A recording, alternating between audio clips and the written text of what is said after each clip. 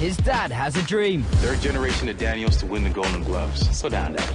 But he has his own ideas. We want you to join our team. Your jump rope team. Please. Stand out, jump in. An all-new Disney Channel original movie coming soon, only on Disney Channel. Hello Internet, I'm the Disney Brain and welcome to the DCOM review. Today's review is brought to you by Anime Lover 039, who earned the most points in our Disney Channel v Nickelodeon Civilized War debate. 2007 was an interesting year for DCOMs because they were nearly all sequels. It was the year High School Musical 2 came out, for some terrible reason a second Twitches movie was made, and after 8 years, we got an okay sequel to Johnny Tsunami with Johnny Capahala back on board. So one could argue that the original part of Disney Channel original movies was being stretched a bit in this particular year. And interestingly enough, Jump In was the only movie from 2007 that was completely its own thing. And of course, reviewing it presents me with yet another chance to unload heaps of well-deserved praise onto the man, the myth, the legend, Paul Hoen. If you've seen some of my other top videos talking specifically about DCOMs, my stance on this movie won't really surprise you, but it's one of those movies that warrants taking a closer look at. So, with all that said, let's dive in to Jump In. We open the film with our introduction to Izzy Daniels, portrayed by High School Musical star Corbin Bleu, who went from supporting character to lead character in only a year's time. Not too shabby. He's training and bouncing around in a very lived-in urban environment, only made more authentic by the great score utilized throughout the film to properly capture that aesthetic.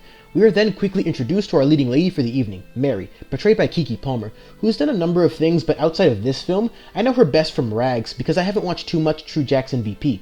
From the very first scene that she's in, you can instantly tell that she's not to be trifled with. But we'll get more into the Izzy-Mary dynamic later on. Then we meet the rest of the Daniels family, which, as you'll notice, is absent one mother, a point that is critical to this movie's structure. Kenneth Daniels was a big-time Golden Gloves winner back in the day, and naturally has high hopes that his son Izzy will continue that legacy. After a handful of scenes, we have Izzy put in a position where he's forced to take his sister Karen to a double dutch competition, one of those happenstantial events that puts the rest of the plot into motion. But right before he gets there, we get our first run-in with Rodney, but more on him later. So Izzy, alongside Karen and her friends, finally get to the Double Dutch contest, and Izzy of course becomes fascinated by it, because that's the whole point of the movie, and the Hot Chili Steppers don't win, because if they did, they wouldn't need Izzy, who joins the team temporarily once one of their members quits to join the Dutch Dragons later on. The Dutch Dragons aren't really important to the narrative, they really only serve as a heavily favored obstacle standing in the way of our leads. But it needs to be said that the way Paul Hoen captures Double Dutch, the unique way he chooses to film it, really does make it look just as awe-inspiring as Izzy sees it. I think that his camera work here might just be a few steps above nearly everything in his filmography outside of True Confessions. After that, we're back on Rodney and his continued gripe with Izzy. It's very cleverly hinted at, and then later revealed, that his home life is a very tough one, and his family struggles to get by financially. Then we get into their first fight, where Rodney takes the early advantage with his power, but Izzy later buckles down and wins out, only making Rodney that much angrier. One of the things that carry this movie is not just the acting, but the dynamic of Izzy and Mary. Now, I may get some flack for this, but I actually think that the way they interact as characters is a step above even Troy and Gabriella, and over the course of the film, we get a full range of emotional highs and lows from each of them, in addition to some lighter in-the-middle moments that just work well because of on-screen chemistry. So in the aftermath of the Rodney tales, Izzy joins the Hot Chili Steppers despite Mary's reservations. He starts off as just a stand-in until they can find a full-timer, but even if you haven't seen this movie, you can pretty much guess that his temporary status will be permanent in due time. Otherwise, you wouldn't have the same level of accountability that makes later tension-filled scenes work so well. So naturally, you get the whole Double Dutch is a sport argument before Izzy comes to realize, yes, it is that hard, and then they start the real practice. And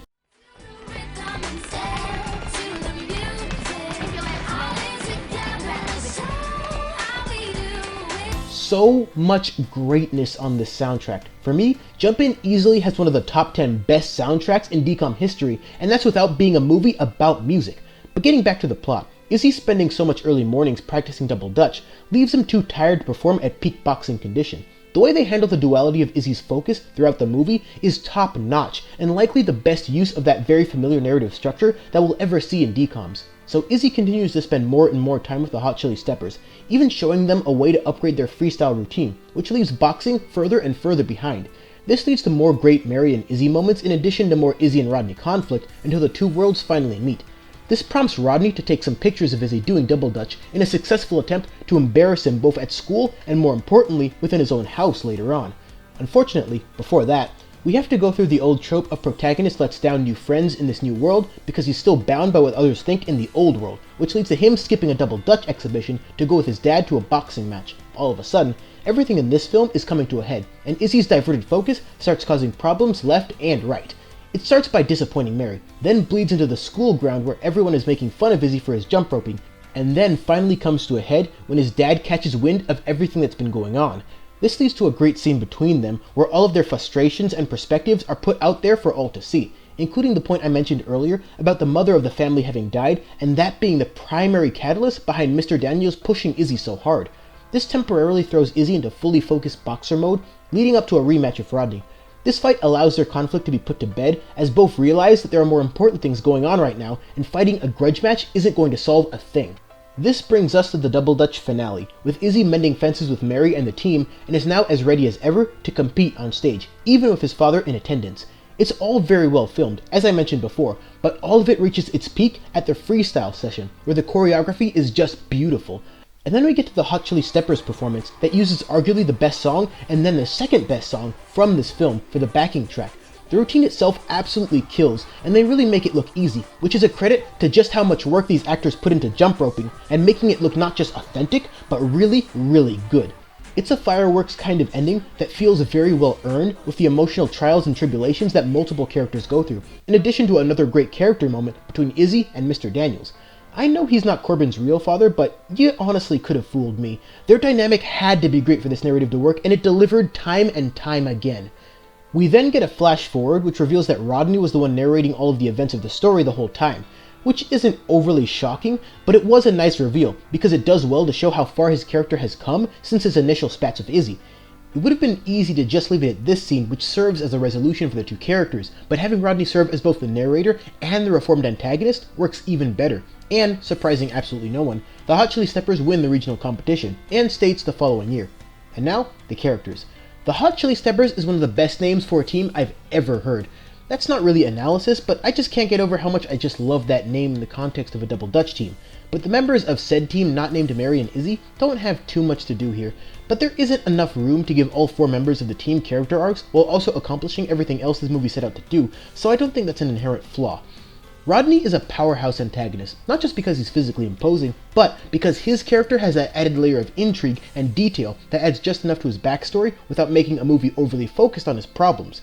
But even though I say that, I think if the movie was completely about Rodney and what he went through, the movie could have been even more captivating because you almost never get DCOMs that revolve too heavily around main characters of low socioeconomic standing. But as is, Rodney serves as an ideal counter to Izzy's more devil-may-care attitude, and unlike, for example, Bling from Let It Shine, you could always tell that Rodney was more primed for a major change, so it makes sense that his character arc resolves by learning the error of his ways and then changing them. Patrick Johnson Jr., who plays Rodney, never went on to have a real acting career after this, but I think that was a personal choice, because he could have done solid work in many other projects. Mr. Daniels is a great character, doing the best he can to run a family without his wife. I am left wishing the movie could have gone a bit further with the depths of his feelings, just like the brilliant way that Lemonade Mouth captures Olivia's feelings throughout, but it's solid for what we got.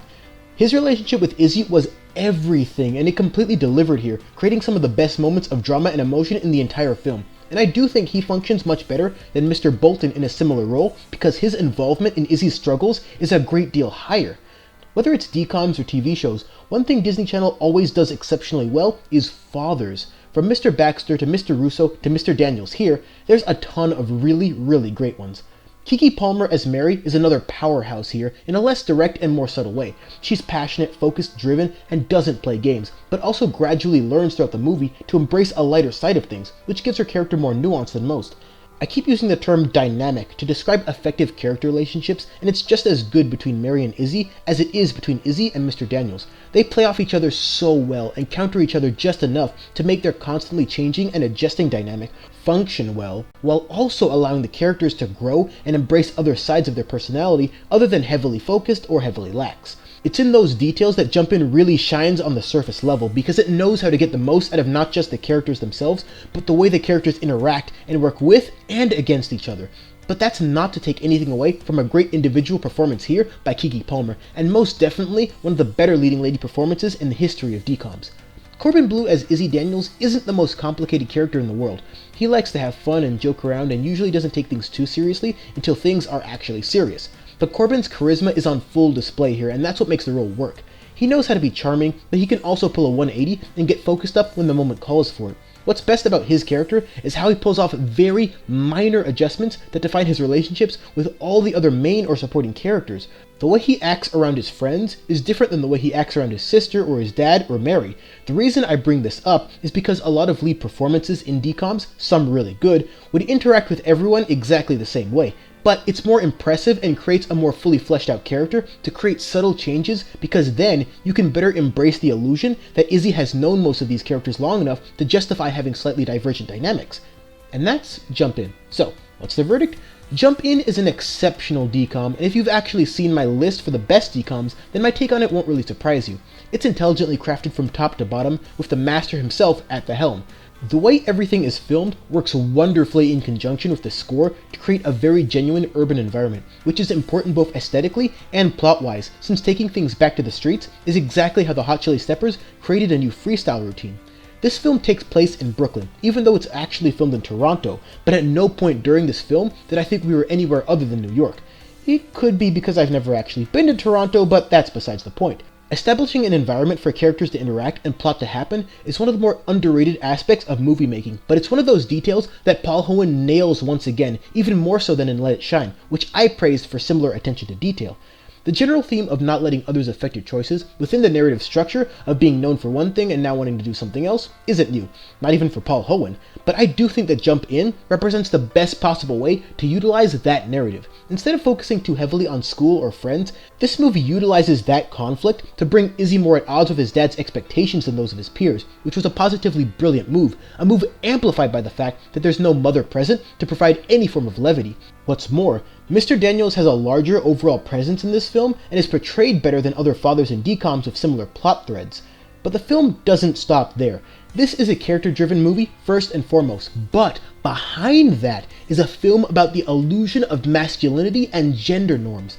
The only thing connecting double dutch and boxing is that one is widely considered a man's sport and the other just the opposite. This movie is trying to say that masculinity isn't defined by things like power and domination, but can also be elegance and form, things that define good double dutch, but also that females shouldn't be overly defined by grace and form either. That's why Tammy was such a good character to include, because in her limited screen time, she was able to say so much about gender roles and how outdated they all are. She's a female boxer, but she's also attracted to Chuck, one of Izzy's friends.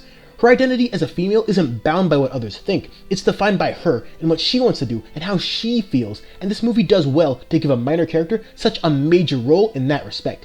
The exact opposite can be said about Rodney, who firmly believes being able to overpower someone makes you more of a man, which is why his character needs to be in direct opposition with Izzy, so that Rodney, and Izzy himself to a lesser extent, can learn that there's more to life than fighting. Rodney thinks that accepting handouts and asking for help makes him less of a man, and Izzy, as well as many others, assumes that double dutch is just for girls, but both learn that their limited understanding of their own sense of male identity could use a bit of updating.